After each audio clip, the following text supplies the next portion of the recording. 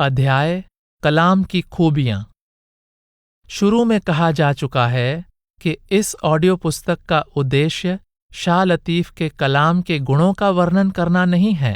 फिर भी आपके कलाम के कुछ विशेष गुणों की तरफ ध्यान दिए बिना आपके व्यक्तित्व का पूरा परिचय नहीं मिल सकता। इसलिए यहाँ इस कलाम के कुछ गुणों का उल्लेख किया जा रहा है। सभ्यता तथा भाषा। आलोचकों ने शाह लतीफ़ की वाणी के माध्यम से सिंध की सभ्यता, सिंध के प्राकृतिक मनोहर दृश्यों, सिंध की लोक परंपराओं तथा लोक साहित्य के महत्वपूर्ण अंशों को पुनः उजागर करने का प्रयत्न किया है और शाह साहब की भाषा तथा शैली के अनेक पक्षों पर प्रकाश डाला है। शाह लतीफ़ ने सिंधी भाषा का प्रभावशाली तरीके से उपयोग किया।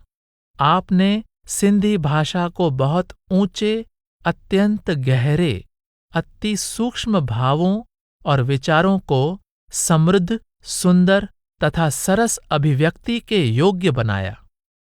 कलाम दिलों की धड़कन। सिंधी लोग शाह साहब का कलाम गाते, पढ़ते या सुनते ही नहीं हैं, बल्कि यह कलाम उनके जीवन का अभिन्न अंग बन गया है।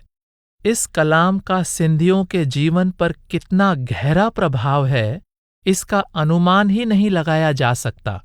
सिंध में कुरान शरीफ के बाद दूसरे स्थान पर शाह का रिसालो सबसे अधिक पढ़ा जाता है। सिंधियों को यह कलाम कुरान शरीफ की आयतों की तरह याद है। अल्लाह के कुरान और हज़रत मोहम्मद साहब से संबंधित हदीसों के बाद लोगों पर सबसे अधिक असर शाह साहब के कलाम का है। सिंधी लोग मन की मुरादें पूरी करने के लिए इस कलाम के बैत पढ़ते हैं। माताएं छोटे बच्चों को लोरियों के रूप में यह कलाम सुनाती हैं। लोग बच्चों के जन्मदिन पर शाह साहब का कलाम पढ़ते हैं। वे विवाह शादी के निमंत्रण पत्रों पर शाह के बैत छपवाते हैं। साहित्यकार अपनी पुस्तकों के नाम शाह के कलाम में से चुनते हैं और अपनी पुस्तकों को शाह के नाम पर भेंट करने में गौरव का अनुभव करते हैं। कब्रों पर शाह के कलाम में से बैत लिखे जाते हैं और सिंधी लोग अपने दैनिक जीवन के विभिन्न अवसरों पर शाह साईं का कलाम पढ़ते सुनते हैं। पालने से लेकर कब्र तक शाह साईं का कलाम सिंधी लोगों के जीवन का अभिन्न अंग है। संगीतमय कलाम। शाह साहब का कलाम सिर्फ पढ़ा ही नहीं, गाया भी जा सकता है। आपके जीवन काल में ही यह कलाम गाया जाने लगा था और सदियां बीत जाने पर आज भी गाया जाता है। वास्तव में अधिकतर लोग इस कलाम को पढ़ने के बजाय गाकर या गाया जाता सुनकर अधिक प्रसन्न होते हैं। यह कलाम सुर तथा संगीत से भरा हुआ है। सिंध का कोई गांव, कस्बा, शहर या इलाका ऐसा नहीं होगा जो शाह के श्रद्धालुओं से खाली हो और जहां शाह का कलाम गाया न जाता हो। शाह ने अपने कलाम को रागों में ढाला। आपके जीवन काल में भी इस कलाम को इन रागों के अनुसार गाया जाता था। शाह की महफिलों में लोक संगीत बहुत पसंद किया जाने लगा था। शाह ने शास्त्रीय संगीत और लोक संगीत के मिलाप से संगीत की नई परंपराएं स्थापित कीं तथा संगीत में नई आत्मा का संचार किया। आपने बहुत सारी लोक रागिनियों को नया जीवन प्रदान किया। अब ये रागिनियां न केवल गाई जाती हैं अपितु बहुत लोकप्रिय भी हो गई हैं। प्रेम कथाएं। कथा और कथा साहित्य में इंसान की हमेशा से विशेष रुचि रही है। इस बात को मुख्य रखते हुए अनादिकाल से साहित्यकार कहानियों द्वारा अपने विचार और उपदेश लोगों तक पहुंचाते रहे हैं। प्राचीन यूनानी साहित्य में और संसार की अन्य बहुत सी भाषाओं में चिरकाल से महाकाव्य रचे जाते रहे हैं। भारत में रामायण, और महाभारत की लंबी कथाओं द्वारा गहरा सदाचारी और रूहानी दर्शन पेश किया गया है। मौलाना रूम ने अपनी जगत प्रसिद्ध रचना मसनवी में अनगिनत लंबी और छोटी कहानियों द्वारा गहरे पारमार्थिक सिद्धांत पेश किए हैं। हजरत शाह लतीफ ने भी अपने विचारों को सरल और सादा बनाने के लिए यही युक्ति अपनाई है। आपने ससुई पुन्नू, सोनी महिवाल, उमर सूमरा और मारुई, लीला चनेसर आदि लोक कथाओं को अपने गंभीर विचारों को प्रकट करने का माध्यम बनाया है। विश्व प्रसिद्ध नाटककार शेक्सपियर की नाट्य कला की सबसे बड़ी विशेषता यह मानी जाती है कि उन्होंने आम प्रचलित साधारण कहानियों की सहायता से ऐसी गहरी मानवीय भावनाओं को अभिव्यक्ति दी है तथा पात्रों के आंतरिक भावों को ऐसी गहराई, विशालता और स्वाभाविकता से प्रकट किया है कि उसके नाटकों में जिंदगी का दिल धड़कता हुआ सुनाई देता है। अकरम अंसारी कहते हैं कि शेक्सपियर और गेटे की तरह शाह लतीफ नई कहानियों की रचना तथा नए कथानक गढ़ने की आवश्यकता अनुभव नहीं करते। वे लोक प्रचलित लोक कथाओं को ही नए अर्थों का सृजन करने के लिए प्रयोग में लाते हैं। कहानियां पुरानी हैं, परंतु अर्थ और भाव नए हैं। प्रभु प्रेम के गहरे निर्मल चश्मे में नहाकर पवित्र और प्रकाशवान हो चुकी हजरत शाह लतीफ की आत्मा से वर्षा बनकर बरसी दिव्य वाणी इससे भी आगे जाती है। शाह साहेब ने ससुई पुन्नू, सोहनी महवाल, मारुई आदि की प्रेम कथाओं को आधार बनाकर आत्मा की परमात्मा से वियोग की मार्मिक कथा का वर्णन किया है। आपके द्वारा वर्णित सब प्रेम कथाओं में कहानी का अंश नाम मात्र है और आपका सारा जोर विरह के वर्णन पर है। आपने कोई भी कहानी आरंभ से अंत तक बयान नहीं की। प्रत्येक कहानी बड़े नाटकीय ढंग से शुरू होती है और इसमें कुछ एक प्रमुख घटनाएं ही बार बार दोहराई गई हैं। कवि ने ससुई पुन्नू की कहानी 5 सुरों में ली है। सुर ससुई आबरी की पहली दास्तान के शुरू में पुन्नू के वियोग में चिल्लाती हुई ससुई कहती है कि देर सवेर मेरा पुन्नू के साथ मिलाप जरूर होगा। मेरा ध्यान हर समय उसकी तरफ रहता है। चाहे मुझे कितने ही दुख सहने पड़ें, पुन्नू के लिए मेरी तड़प कम नहीं हो सकती। जो कोई एक बार उस महबूब का जलाल यानी तेज देख लेता है और उसके प्रेम की एक भी बूंद चख लेता है, उसकी तड़प निरंतर बढ़ती जाती है। ऐसे प्रेमी को चाहे मोहब्बत के जाम भर भर कर पिला दिए जाएं और चाहे वह मोहब्बत के दरिया में तैरना शुरू कर दे, उसकी प्यास बुझ नहीं सकती। खामा पच्चा पंजरा लुच्छा ऐं लोचा, तन में तवस पिरियन जी पिया न ढापा, जे समड मुंह करया तब भी सुरख्याई न थिए। अर्थात प्रेमिका कहती है कि मैं प्रियतम के वियोग में बहुत तड़प रही हूं, हर जगह प्रियतम को ढूंढ रही हूं। मेरे शरीर के अंदर प्रियतम से मिलने की इतनी प्यास है कि कभी बुझती ही नहीं। चाहे सारा समुद्र ही पी जाऊं, फिर भी वो मेरे लिए एक घूंट के समान भी नहीं है। मिलाप की तड़प केवल प्रेमिका में ही नहीं होती, पानी भी प्यासे के लिए तड़पता है और प्रियतम भी प्रेमिका के लिए तड़पता है। नादान लोग बाहर प्रियतम की खोज में परेशान होते हैं, जबकि वह अंदर है। जो लोग अपनी खुदी महबूबे हकीकी में फना नहीं करते, वे हमेशा जुदाई में तड़पते रहते हैं। जो आजीजी से सफर जारी रखते हैं और हर समय इलाही रहमत यानी ईश्वरीय कृपा के लिए विनती करते रहते हैं, वे अंत में रास्ते की सभी रुकावटें पार करने में कामयाब हो जाते हैं। पहली दास्तान के 17वें बैत में कवि कहता है, यदि आशिक खुदी छोड़कर अपने आप को पूरी तरह से अल्लाह के हवाले कर दे तो उसका अल्लाह के साथ अवश्य मिलाप हो जाता है। न सुख में खुश होना चाहिए, न दुख में दुखी होना चाहिए, तथा हर हाल में सफर जारी रखना चाहिए। साफ जाहिर है कि कवि का वास्तविक उद्देश्य ससुई पुन्नू का अफसाना बयान करना नहीं, बल्कि आत्मा की परमात्मा के प्रति अनादि प्रेम की अमर कथा बयान करना है। सुर सोहनी की पहली दास्तान के पहले 9 बैतों में शाह साहब एक तरफ बाहरी, गहरे और डरावने दरिया का वर्णन करते हैं, तो दूसरी तरफ सच्चे आशिकों के हृदय में हिलोरे ले रहे प्रेम के अथाह दरिया की तरफ इशारा कर रहे हैं। डरपोक और अनाड़ी प्रेमी इस दरिया में पांव डालने से डरते हैं, पर जिनके हृदय में अपने प्रियतम का स्वरूप समाया हुआ है, वे उस पार पहुंचने के लिए एकदम प्रेम के दरिया में कूद जाते हैं। जब प्रेमी एक बार उस महबूब की मनमोहनी सूरत देख लेते हैं, तो उनकी नींद उड़ जाती है और वे उस पर शीश नौछावर करने के लिए तत्पर हो जाते हैं।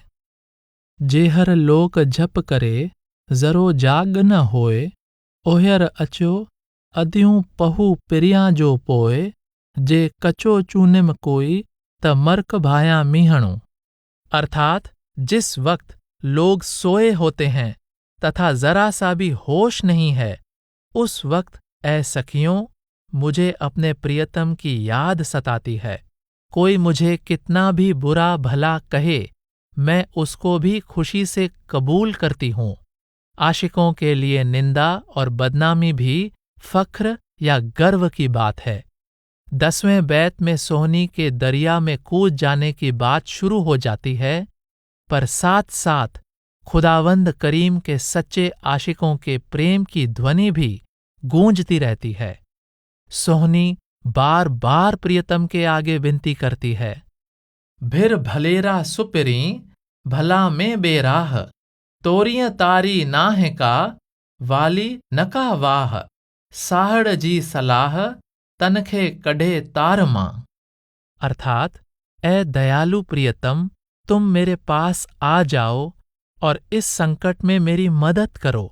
ए मालिक, तुम्हारे बिना मेरा कोई सहारा नहीं है और न कोई राह ही सूझती है। तुम जिस पर प्रसन्न होते हो वही इस गहरे पानी में से निकल सकता है।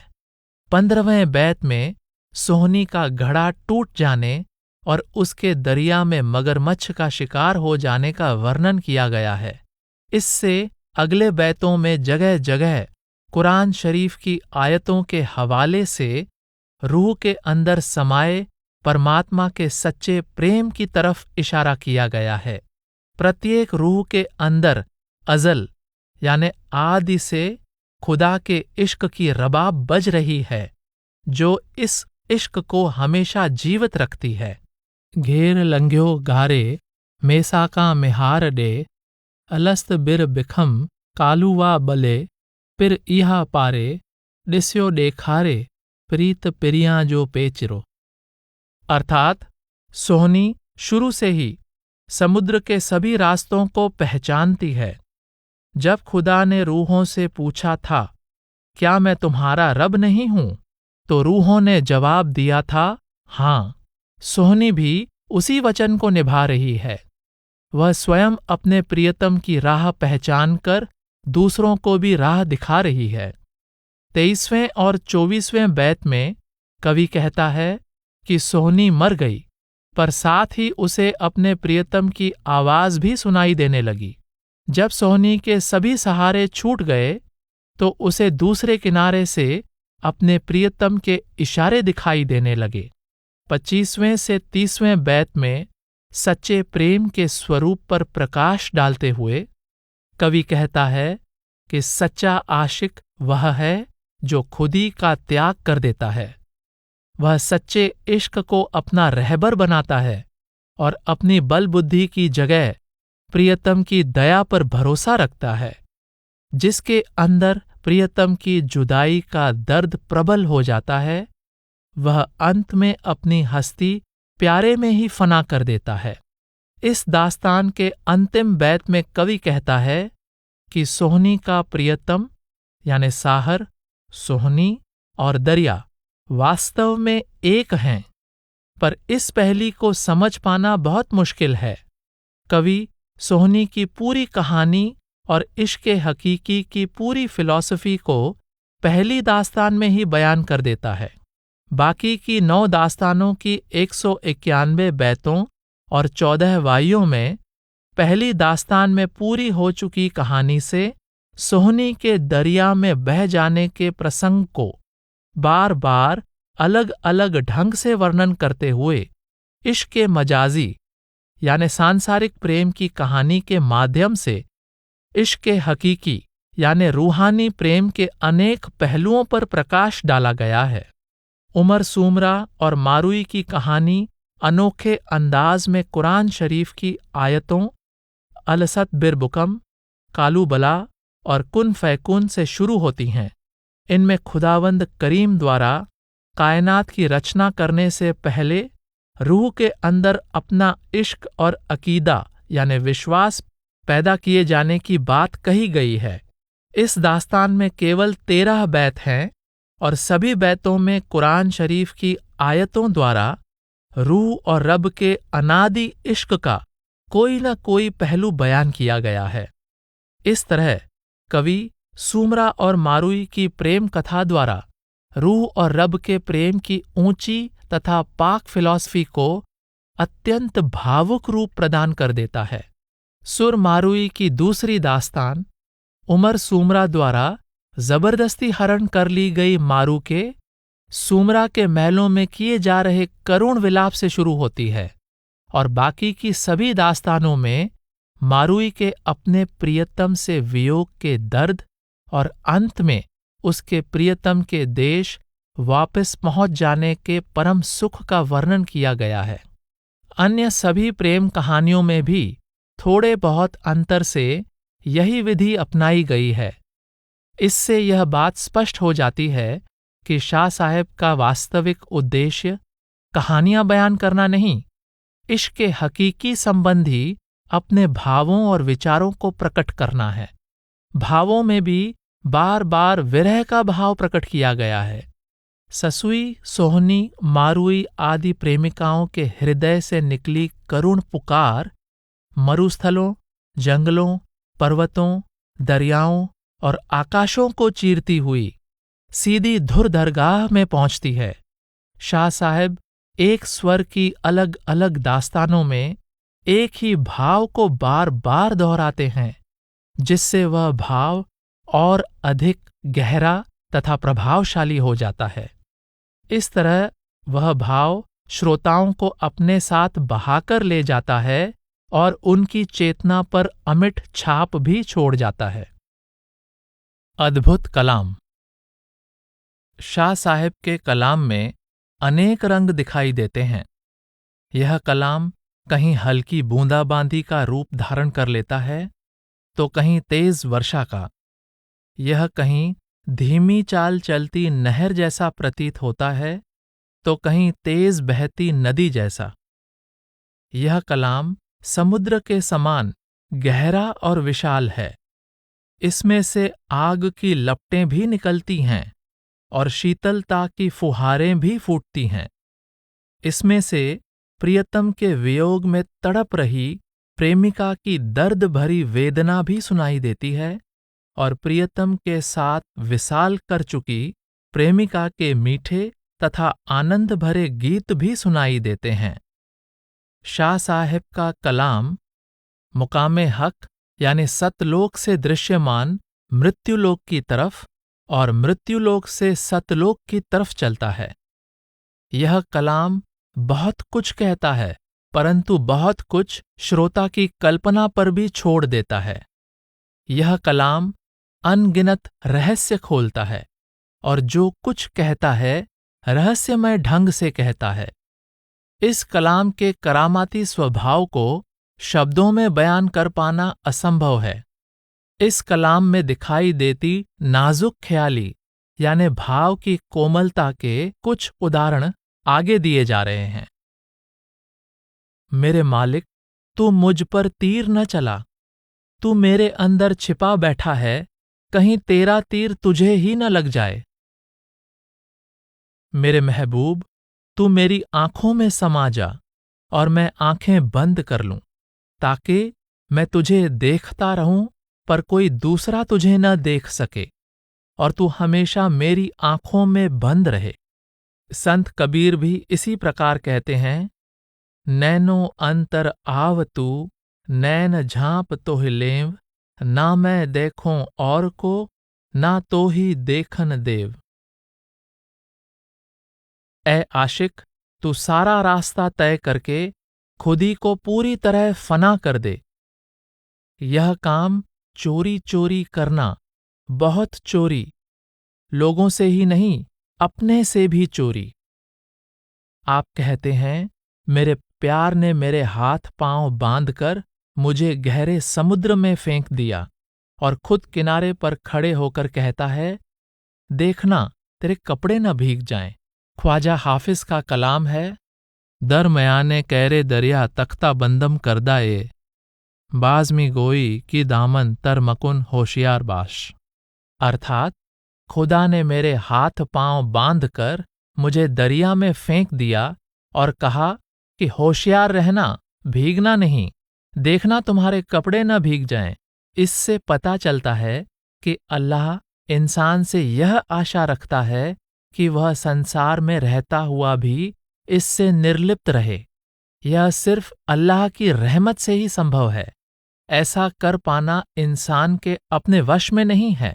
हजरत शाह लतीफ ने इंसानी जिंदगी के सबसे बड़े संकट को थोड़े से शब्दों में बयान कर दिया है, मानो सागर को गागर में बंद कर दिया हो। H.T. सोरले शाह अब्दुल लतीफ भिटाई की जिंदगी और कलाम के बारे में खोज करने वाले बड़े विद्वानों में से एक हैं। उन्होंने अपनी पुस्तक म्यूज़ा पारावागनस में दुनिया के सबसे अधिक प्रसिद्ध 6 कवियों में शाह लतीफ का नाम भी शामिल किया है। आप कहते हैं कि पाकिस्तान ने सिर्फ एक ही महान शायर पैदा किया है और वह अब्दुल लतीफ है। आप शाह साहब के कलाम के बारे में कहते हैं, उसके कलाम में रूमी के फलसफे वाला जोर तो नहीं है, उसमें जामी वाला रूह में लिपटा हुआ संगीत नहीं है, उसके विनम्र अर्थों वाले गीत में हाफिज के ऊंचे स्वर वाली तीक्ष्ण बुद्धि नहीं है, परंतु फिर भी कितना विचित्र विरोधाभास है कि उसके कलाम का सादा और शांत संगीत इस्लाम की गहरी आयतों से कम प्रभावशाली नहीं है। कुरान शरीफ की आयतें। हीरों की कद्र कोई जौहरी ही जानता है। कुरान शरीफ के इलाही कलाम की असल कद्र कीमत अपनी खुदी को खुदा में मिटा चुके दरवेश ही जानते हैं। शाह साहब हर कहानी में जगह जगह कुरान शरीफ की आयतों के हीरे पन्ने जड़ते चले जाते हैं। इससे आपके कलाम को तो 4 चांद लगते ही हैं, साथ ही कुरान शरीफ का इलाही पैगाम भी सहज रूप में लोगों के दिलों में घर कर जाता है। शाह साहब के एक अनूठे अंदाज में संसार के सबसे ऊंचे दर्शन को बिल्कुल सरल और स्वाभाविक ढंग से पेश करते हैं। आकाश को धरती पर उतारना, भोले भाले लोगों को कुरान शरीफ के नजदीक लाना और गहरे रहस्यमय संकेतों से भरपूर इलाही फिलॉसफी को सरल, स्वाभाविक और भावपूर्वक कविता से जोड़ देना शाह साहब की काव्य कला का अद्भुत कमाल है। इस ऑडियो पुस्तक में अलग अलग विषयों के संदर्भ में शाह साहब द्वारा कुरान शरीफ में से ली गई बहुत सी आयतों के हवाले दिए गए हैं। उनमें से कुछ एक आयतें इस प्रकार हैं। 1. अल इंसान सिर्री व अना सिरहू। इंसान मेरा भेद है और मैं उसका भेद हूँ। जुज यानी अंश में कुल यानी अंशी के और कुल में जुज के सारे गुण छिपे होते हैं। जैसे बूंद में समुद्र के और समुद्र में बूंद के गुण छिपे रहते हैं। इस आयत द्वारा रूह और अल्लाह की मूलभूत एकता पर प्रकाश डाला गया है। गुरु नानक साहब ने भी आत्म मह राम, राम मह आत्म, चीनस गुर बिचारा द्वारा इस सत्य पर प्रकाश डाला है। 2. कुल शई अर्जी अल्लाह असिलहू। हर चीज अपने असल यानी स्रोत की तरफ दौड़ रही है। समुद्र में से भाप बनकर उड़ा पानी पर्वतों और मैदानों में बरसता है। हर स्थान का पानी समुद्र की तरफ दौड़ा जा रहा है। इसी तरह हर रूह के अंदर अपने स्रोत अल्लाह में वापस समा जाने की तड़प है। 3. सर दर कदम यार फिदा शुद्ध ची बजा शुद्ध। अगर प्यारे के कदमों पर सिर न्योछावर कर दिया है तो क्या हुआ? अगर उसके द्वारा दी गई जान उस पर कुर्बान कर देते हैं तो उसमें कौन सी बड़ी बात है? हजरत सुल्तान बाहू का कलाम है, सिर दितियां जे सिर हथ आवे सौदा हार न तोहा हूं। सिर का अर्थ है दैवी रहस्य। भाव यह है कि अल्लाह से विसाल के लिए की गई कोई भी कुर्बानी बड़ी नहीं है। हर कुर्बानी उस कुर्बानी द्वारा प्राप्त होने वाले फल के मुकाबले में तुच्छ है। 4. अलस्तु बेरब्बकुम। अल्लाह ने रोज़े अज़ल में सब रूहों से पूछा कि क्या मैं तुम्हारा रब नहीं हूं? कालू बला, रूहों ने जवाब दिया, हां, तू ही हमारा रब है। इसे अहदे अलसत, रोज़े अज़ल का इकरार या रोज़े मिसाक का वादा कहा जाता है। शाह साहब ने अपने कलाम में अनेक बार इस आयत का प्रयोग किया है। आप इंसान को बार बार याद दिलाते हैं कि कायनात में आने से पहले तूने अल्लाह से इकरार किया था कि तू सिर्फ एक अल्लाह को इश्क, मोहब्बत, बंदगी या इबादत के काबिल समझेगा। यहां आकर तू अल्लाह के बजाय मायावी दुनिया के शक्लों और पदार्थों की मोहब्बत में फंस गया। यह तेरे सब दुखों का मूल कारण है। तू अल्लाह के साथ किया गया इकरार याद कर और जीवन की हर सांस उसकी बंदगी में लगा दे। कायनात का इश्क तुझे कायनात के साथ बांध कर रखेगा और अल्लाह का इश्क तुझे कायनात से मुक्त करके अल्लाह से मिला देगा। 5. ला तकनतो मिन रहमत अल्लाह। अल्लाह की रहमत से कभी ना उम्मीद न हो। इस छोटी सी आयत में अल्लाह की हस्ती के सबसे सुंदर और महत्वपूर्ण पहलू पर प्रकाश डाला गया है। अल्लाह रहमानुल रहीम है। वह रहमत की तस्वीर है। उसके हर कार्य में रहमत छिपी हुई है। जिंदगी के हालात कितने ही कठोर क्यों न हों, अल्लाह से मिलाप की राह में ऊंचे पर्वत, गहरे समुद्र, चीतों और शेरों से भरे जंगल क्यों न हों, कभी भी अल्लाह की रहमत से ना उम्मीद नहीं होना चाहिए। अल्लाह की तरफ अपना सफर अल्लाह की रहमत का सहारा लेकर शुरू करना चाहिए और सफर के हर पड़ाव पर अल्लाह की रहमत में भरोसा रखना चाहिए। अल्लाह अंतर्यामी है, वह सर्वव्यापक है, वह सब कुछ देख रहा है। उसे हमारी बेहतरी का हमसे अधिक ख्याल है। वह जब मुनासिब समझेगा अपनी रहमत में हमें अपने साथ मिला लेगा। किए हुए गुनाहों का प्रायश्चित करना चाहिए, परंतु अल्लाह की रहमत से नाउम्मीद नहीं होना चाहिए। जिंदगी के हर किस्म के हालात में उसकी रहमत के लिए विनती करते रहना चाहिए।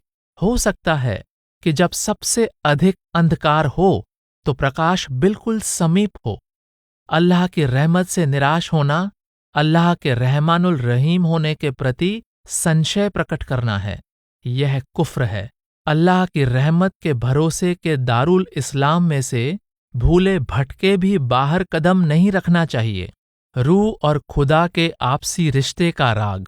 कवि तथा साहित्यकार मनुष्य की रोटी, कपड़े तथा मकान की समस्याओं का उल्लेख करते हैं। वे मनुष्य की मानसिक, भावात्मक तथा कलात्मक समस्याओं पर प्रकाश डालते हैं।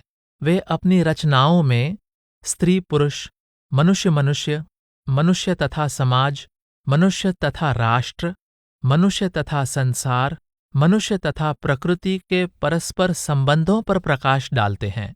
शाह साईं का कलाम देश काल से संबंधित उपर्युक्त समस्याओं के स्थान पर आत्मा तथा परमात्मा के आपसी, अनादि तथा सर्वव्यापी विषय के इर्द गिर्द परिक्रमा करता है। शाह साहेब ने रूह और खुदा के अजली अब्दी यानी अमर अनादि रिश्ते का वह राग गाया है जो सारी मानवता का साझा है।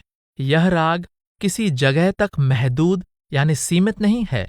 यह राग किसी वक्त तक महदूद नहीं है।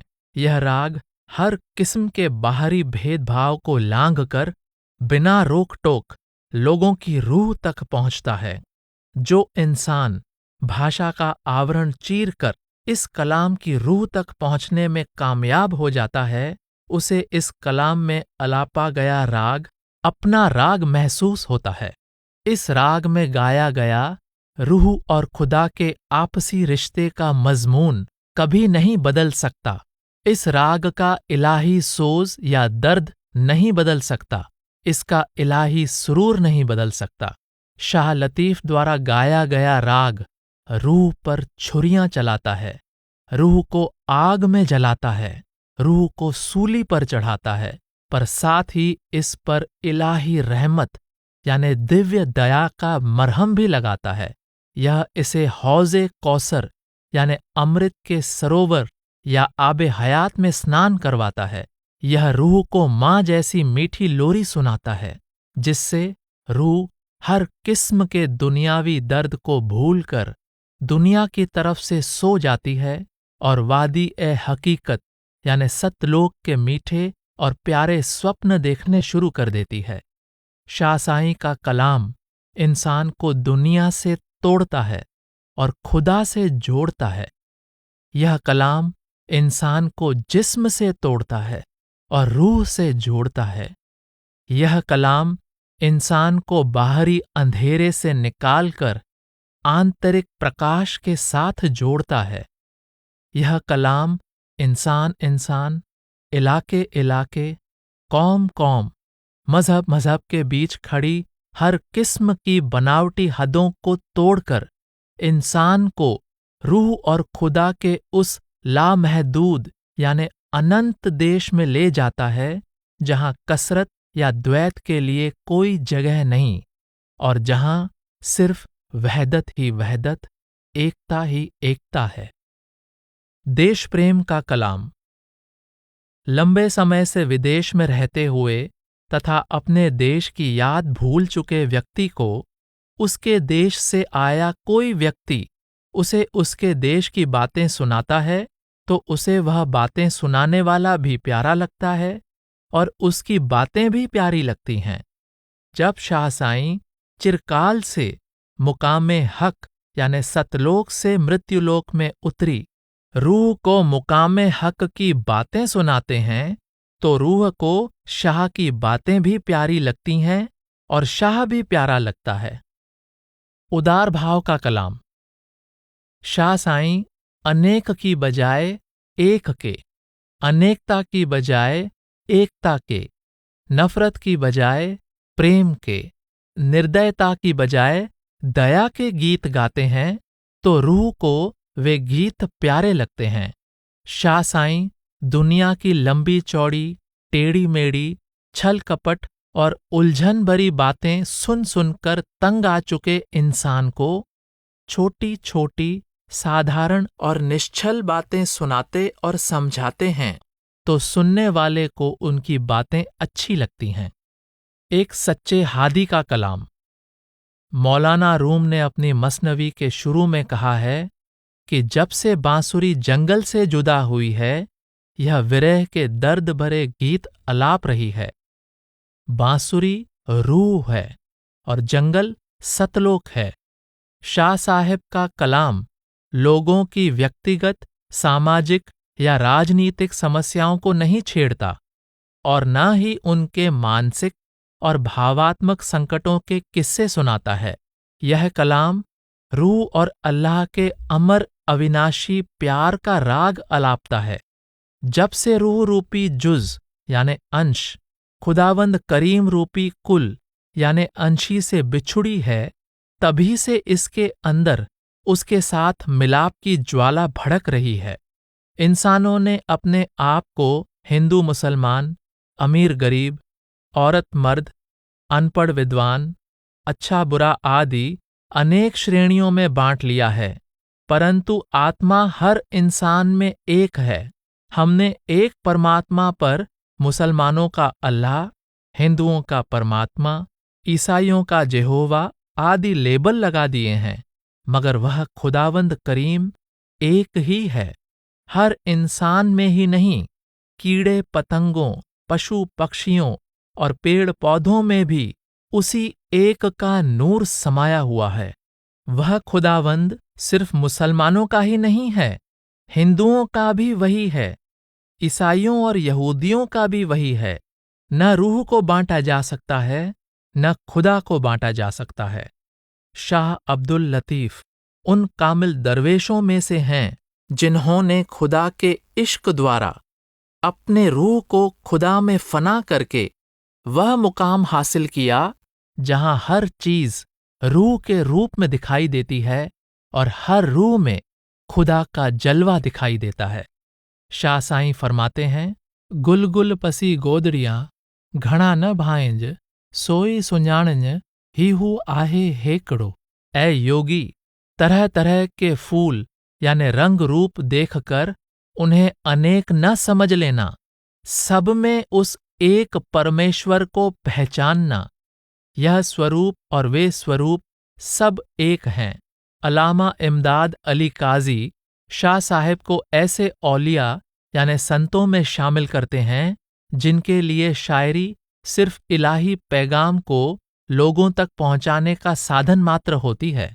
आपकी पत्नी ने शाह साईं के कलाम का अंग्रेजी अनुवाद पूरा करने के बाद यह विचार प्रकट किया है कि कुदरत ने हर कौम को हादी यानी मार्गदर्शक और रहबर भेजे।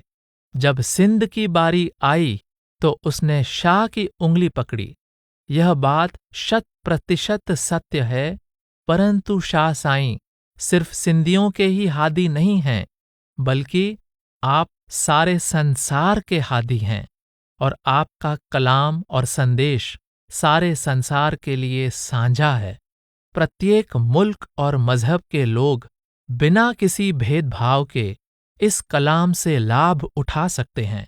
शेख अयाज ने सोरले के हवाले से इस बात पर खास जोर दिया है कि आपके कलाम में संपूर्ण इंसानी जाति के प्रति मोहब्बत और भ्रातृभाव प्रधान है। आपने सोरले के इस कथन द्वारा यह भाव प्रकट किया है कि शाह साहिब का कलाम सिर्फ सिंधियों के ही नहीं बल्कि संसार के सब लोगों के सम्मान का हकदार है। शाहरूपी हादी खुदा का जो पैगाम लाया है वह खुदा के नूर से भरपूर है। हादी या वली की जबान अल्लाह की जबान होती है जिसे रूह खूब समझती है।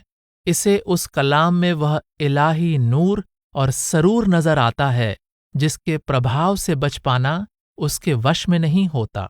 खुदा के नूर और सरूर का संदेश लाने वाला शाह का कलाम आज भी हर किसी को प्यारा लगता है और आगे भी प्यारा लगता रहेगा। रूह और खुदा के इश्क के राज को बेनकाब यानी प्रकट करने वाला यह कलाम एक हकीकत भी बयान करता है और एक पैगाम भी देता है। हकीकत यह है कि हकीकत एक है और पैगाम यह है कि अपनी हस्ती को उस हकीकत में फना कर देना ही इंसानी जिंदगी का असली मकसद है। इस हकीकत और पैगाम की तरफ ध्यान न देना शाह साहिब और उनके कलाम के साथ ही नहीं, खुद अपने साथ भी बहुत बड़ी बेइंसाफी होगी। राधा स्वामी सत्संग ब्यास की पुस्तक कामिल दरवेश शाह लतीफ का समापन। Audio copyright 2022। सर्वाधिकार सुरक्षित। राधा स्वामी सत्संग ब्यास।